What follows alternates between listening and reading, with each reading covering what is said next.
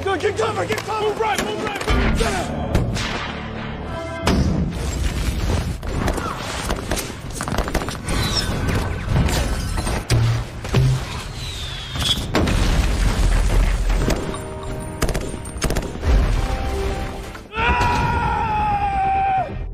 Halo kerabat sekalian, kembali lagi bersama Bohel Film.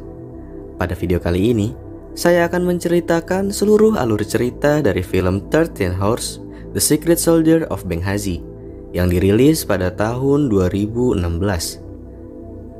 Sebelum masuk pembahasan, bagi teman-teman yang baru bergabung diharapkan untuk menekan tombol subscribe dan nyalakan notifikasinya. Karena channel ini akan terus membahas film keren dan menarik yang akan membantu kalian dalam menghabiskan kuota. Film yang berdasarkan kisah nyata ini bercerita tentang sekelompok tentara yang harus berperang dengan pasukan pemberontak demi mempertahankan markas CIA setelah runtuhnya rezim diktator Muammar Gaddafi di Libya. Namun, yang awalnya misi mereka hanya menjaga markas, berubah menjadi pertarungan untuk bertahan hidup di tengah besarnya gempuran pasukan pemberontak di sana. Tanpa perlu memperpanjang durasi, mari kita langsung masuk ke ceritanya.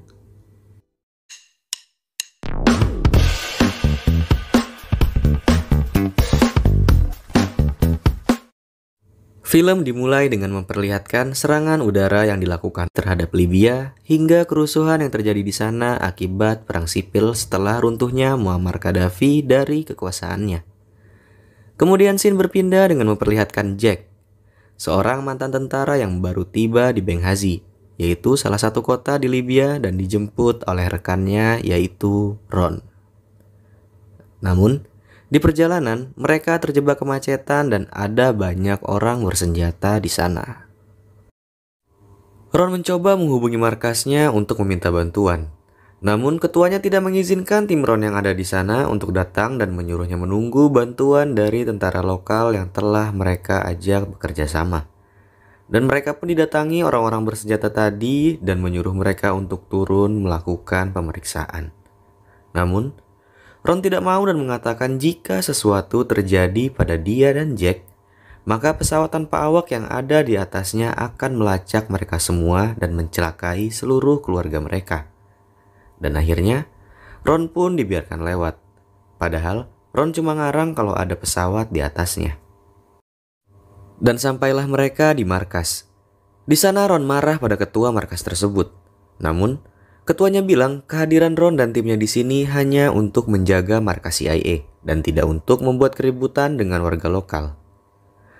Ron pun pergi dan mengenalkan Jack pada rekan timnya yang lain.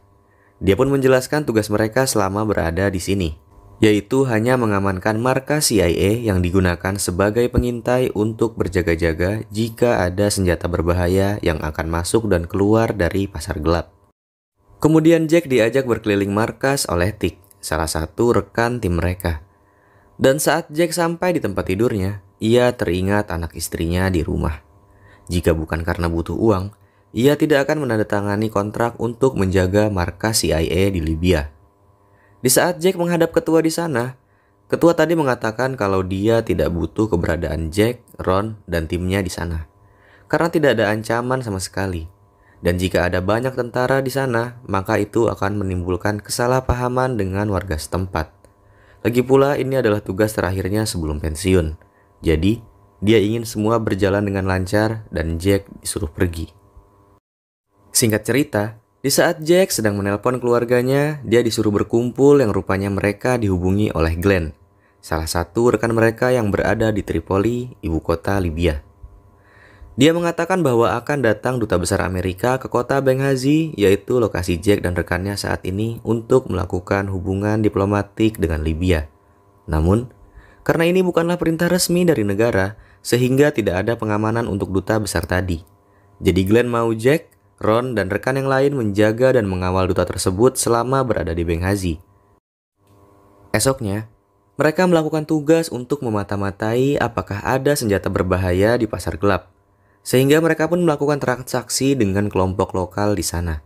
Namun, keadaan sedikit panas dan tidak terkontrol. Untungnya, Tonto, salah satu rekan tim mereka, berhasil menenangkan kelompok tersebut, sehingga tidak perlu ada peluru yang keluar. You know Jumbo, yeah? Cool, baby. Singkat cerita, Jack, Ron, dan yang lainnya mengawal duta besar untuk pertemuan dengan warga Libya. Dan setelah selesai, mereka pun kembali ke markas dan mendapati surat peringatan bahwa ada kemungkinan markas mereka semua akan diserang minggu depan. Keesokan harinya, tepat pada 11 September 2012, terlihat duta tadi sedang menulis memo dan di saat yang bersamaan, terlihat beberapa warga lokal mencurigakan yang seperti sedang mengawasi keadaan kantor kedutaan di sana. Dan di tempat lain, terlihat Jack dan yang lainnya sedang menghubungi keluarga mereka, karena sebentar lagi tugas mereka selesai dan mereka akan pulang. Dari percakapan tersebut, Jack juga baru tahu bahwa istrinya sedang hamil lagi. Istrinya tidak mau memberitahu Jack karena dia tidak ingin membuat Jack kepikiran. Ditambah lagi, mereka sedang dilanda masalah keuangan sekarang. Sementara di kedutaan, di saat penjaga di sana sedang tidak siap, kelompok pemberontak menyerbu kedutaan besar Amerika dengan jumlah yang sangat banyak.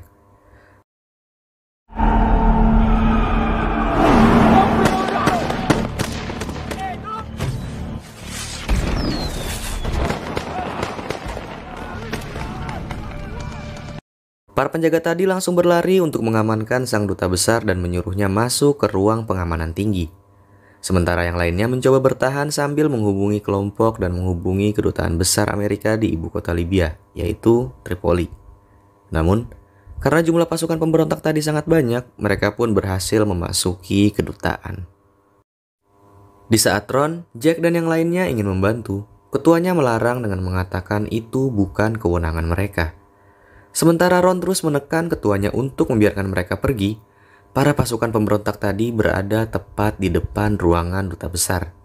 Karena mereka tidak bisa menghancurkan pintunya, mereka pun membakar kedutaan tersebut, sementara duta besar masih berada di dalam bersama dengan pengawalnya.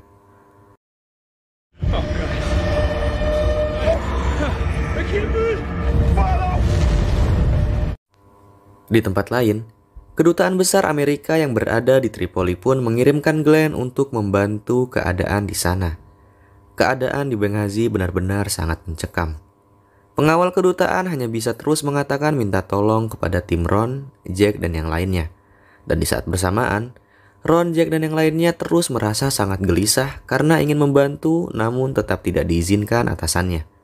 Sampai akhirnya, Ron mendatangi ketuanya lagi dan mengatakan biarkan mereka mempertaruhkan nyawa mereka demi menyelamatkan duta besar di sana. Dan Jack juga mengatakan jika gedung konsulat berhasil dikuasai pihak pemberontak, maka mereka juga akan mendatangi untuk menyerang markas CIA tersebut. Dan akhirnya, mereka pun pergi meskipun ketuanya tetap melarangnya. Namun di perjalanan mereka terjebak pertempuran antara pasukan pemberontak dan pasukan tentara lokal yang telah bekerja sama dengan mereka. Sehingga mereka pun harus mengambil jalan memutar untuk sampai di kedutaan.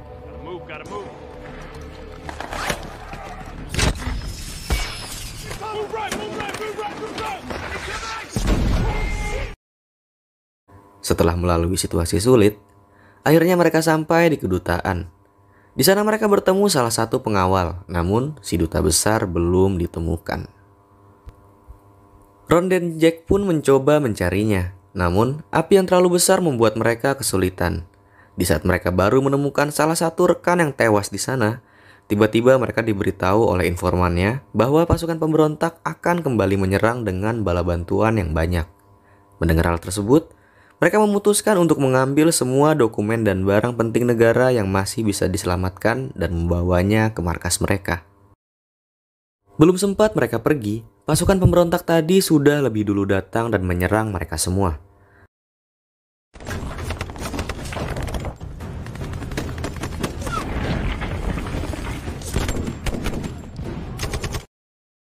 Dan mereka pun menyuruh penjaga yang selamat tadi untuk pergi ke markas lebih dulu. Sementara Ron, Jack, dan rekannya mencoba menahan pasukan tadi. Namun, karena mereka terlalu banyak, Ron pun memutuskan untuk meninggalkan kedutaan tersebut dan secepatnya kembali ke markas. Di tempat lain, tim yang berangkat lebih dulu tadi salah jalan dan melewati gerombolan pemberontak sehingga mereka diserang.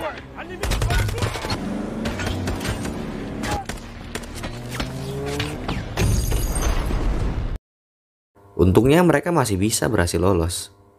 Di saat Jack dan Ron tiba di markas, ketuanya meminta diantar ke bandara dan ingin pergi dari Benghazi secepatnya. Ron mengatakan bagaimana bisa mereka keluar dari Benghazi sementara markas mereka sudah dikepung oleh kelompok pemberontak. Ron juga menanyakan, kenapa tidak ada bantuan udara yang datang? Ketua tadi pun mengatakan bahwa bantuan udara terdekat sedang kehabisan bahan bakar sehingga mereka sama sekali tidak memiliki bantuan apapun. Sementara Ron, Jack, dan yang lainnya beristirahat, ketua memerintahkan untuk mengemas semua aset dan dokumen penting. Dan terlihat pula Glenn yang sedang di bandara Tripoli untuk menuju Benghazi. Kemudian terlihat Ron yang sedang membagi regu untuk mengamankan markas di setiap gedung untuk bersiap menunggu serangan datang ke arah mereka.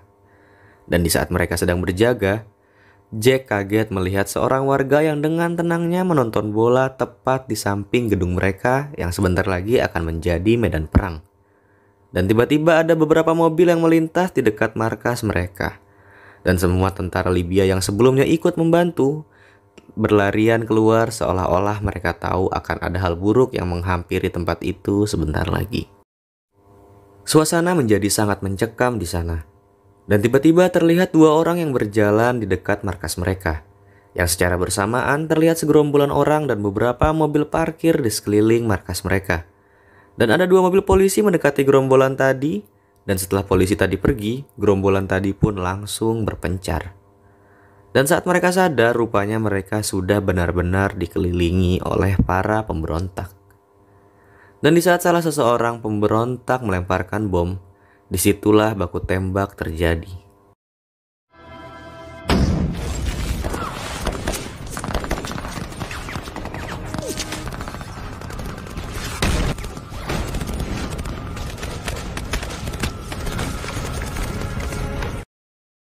Di saat tahu mereka terdesak, pemberontak tadi mundur dan serangan gelombang pertama selesai. Kemudian terlihat Glenn dan rekannya yang sudah tiba di Benghazi. Namun, mereka terjebak dengan sedikit birokrasi di sana. Dan akhirnya Glenn pun mengatakan jika dia tidak cepat diantar, maka dia akan mulai menembaki semua orang yang ada di sana. Sementara di lokasi Ron dan yang lainnya, mobil datang bersama dengan sebuah minibus yang parkir tidak jauh dari lokasi gedung mereka. Dan mereka merasa gelombang kedua sudah dimulai. Dan benar saja, serangan gelombang kedua dimulai. Kali ini agak berbeda. Mereka tidak hanya bawa senjata dan bom rakitan, namun mereka juga pakai RPG.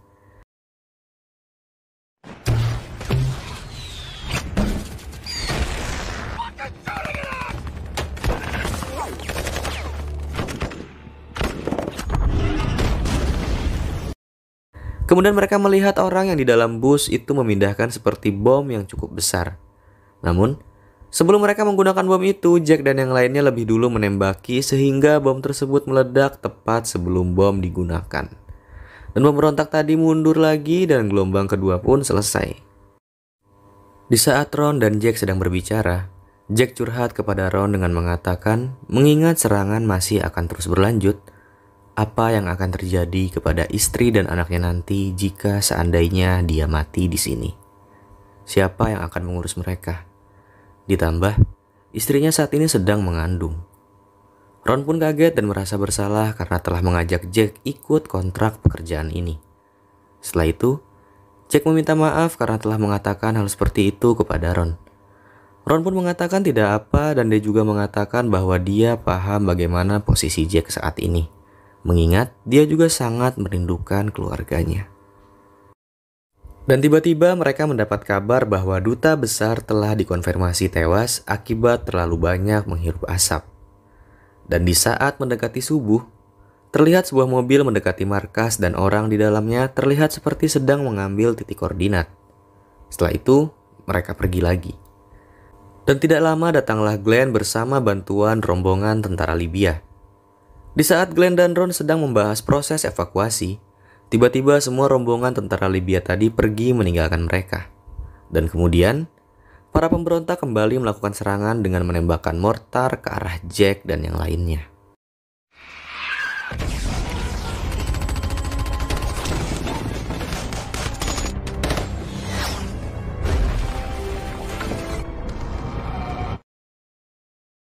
Akibat serangan mortar tersebut, dua rekan mereka terluka sangat parah. Dan ketika pemberontak menembakkan mortar lagi, mortar tadi jatuh tepat di depan Ron.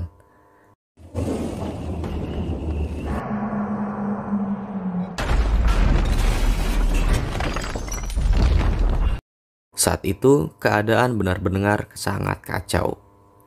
Ketika serangan telah selesai, Jack dan yang lainnya pun mencoba menolong yang terkena serangan. Dan mereka pun mendapati Ron sudah tewas. Jack pun memberitahu semuanya tentang kematian Ron. Seketika suasana menjadi haru dan semua orang di gedung bawah mencoba memberikan pertolongan medis kepada semua korban luka. Dan tidak lama setelah itu, datang segerombolan truk dengan jumlah lebih dari 50 yang dipenuhi orang bersenjata di atasnya. Terlihat wajah frustasi dari mereka seolah mengatakan bahwa mereka semua akan mati sebentar lagi. Namun, saat Tonto, salah satu rekan mereka, mencoba mengkonfirmasi, rupanya gerombolan tersebut datang untuk membantu. Mereka semua senang dan Tonto hanya bisa menangis karena pada awalnya ia berpikir dia akan mati. Dan akhirnya rombongan tadi membantu mengevakuasi mereka keluar dari Benghazi. Dan setelah sampai di bandara, mereka semua pun langsung diterbangkan ke Amerika. Dan terlihat Jack yang menelpon istrinya dan mengatakan bahwa dia selamat dan dia masih hidup sambil menangis, dan film pun selesai. Di akhir film, dijelaskan bahwa semua sisa tentara yang selamat berhenti dari CIA dan memilih menjalani kehidupan biasa. Dan Libya pun ditetapkan menjadi negara yang tidak aman dan berbahaya. Baiklah, sekian dulu video kali ini. Saya mohon maaf bila ada kesalahan dan sampai jumpa lagi di video selanjutnya.